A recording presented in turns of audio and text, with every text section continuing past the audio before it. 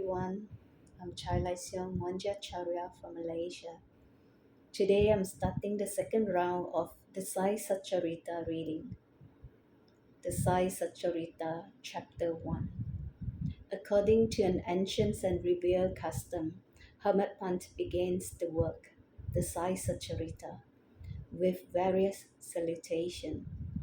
First, he bows and prays to the god Ganesha to remove all obstacles and make the work a success, and says that Sri Sai is the god Ganesha to the goddess Saraswati to inspire him to write the work, and says that Sri Sai is the one with the goddess and that he is himself singing his own life. To the gods Brahma, Vishnu, and Shiva, the creating, preserving, and destroying deities respectively, and says that Sainath is one with them, and Sai, as the great teacher, will carry us across the river of worldly existence. To his tutelary deities Narayan Adinath, who manifested himself in Konkan, the land reclaimed by the Lord Ram from the sea, and to the Adi Purusha, or original male ancestor of the family.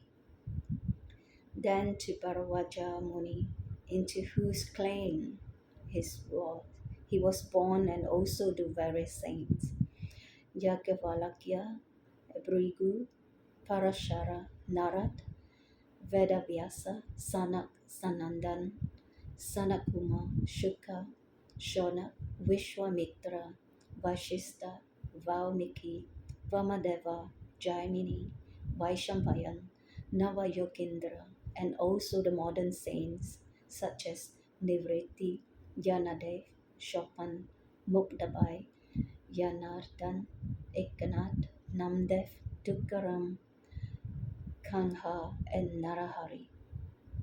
To his grandfather Sadashiv,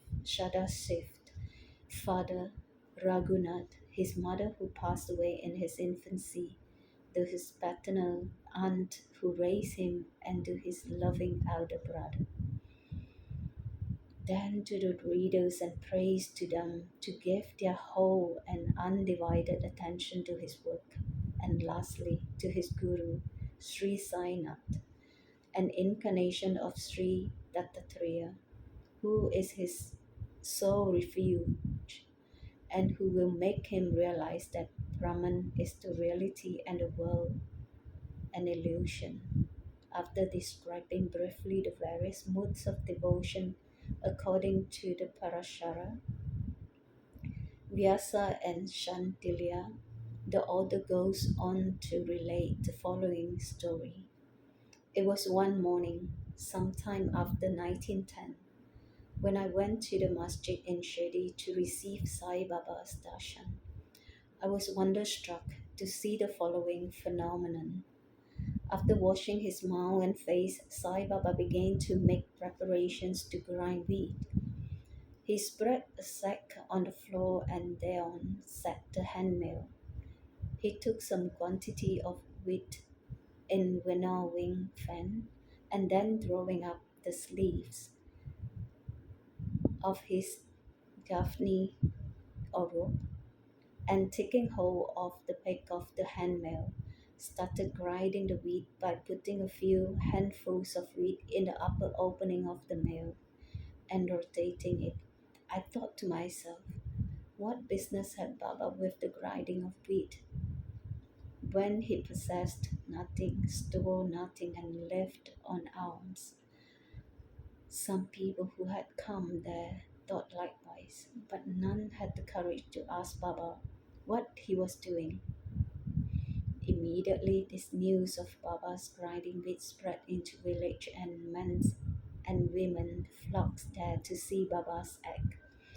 Four bold women from the crowd forced their ways up, gently pushed Baba aside, and forcefully took the handle into their hands, and then, singing Baba's leelas, started grinding. At first Baba was enraged, but on seeing the women's love and devotion, he was very pleased and began to smile.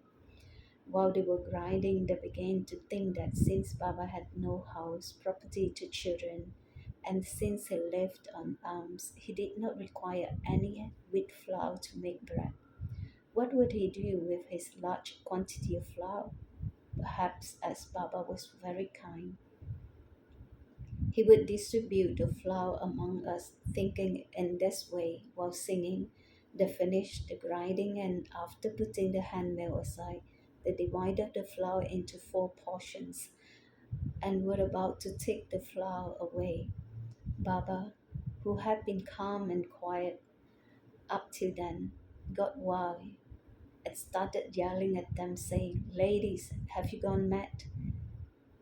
Whose father's property are you looting? Have I borrowed any wheat from you so that you can safely take the flour? Now please do this. Take the flour and throw it on the village border limits." On hearing this, the women felt abashed and whispering amongst themselves and went to the outskirts of the village and spread the flour and directed by Baba. I asked the people of Shirdi, what was this that Baba did? They replied that as the cholera epidemic was spreading in the village, this was Baba's remedy.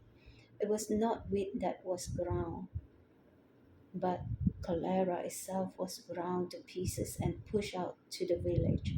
From this time onwards, the cholera epidemic subsided, and the people of Shady were happy.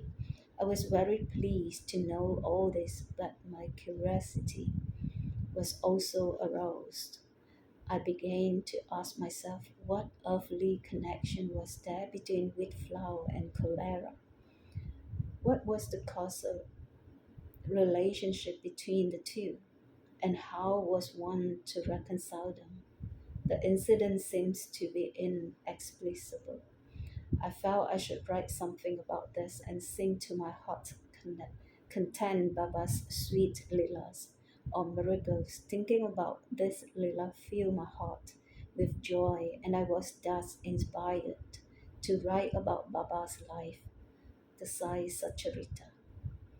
And as we know, with Baba's grace and blessing, this work was successfully accomplished. The philosophical significance of grinding.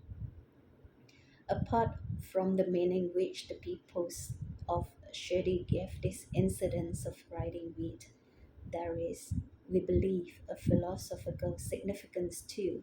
Sai Baba lived in Shirdi for about 60 years, and during this long period, he did the business of grinding almost every day, not the wheat alone, but the sins, the mental and physical afflictions, and the misery of his innumerable devotees. The two stones of his mill consisted of karma and bhakti, or devotion, the former being the lower and the latter the upper. The handle with which Baba worked the mills was jnana.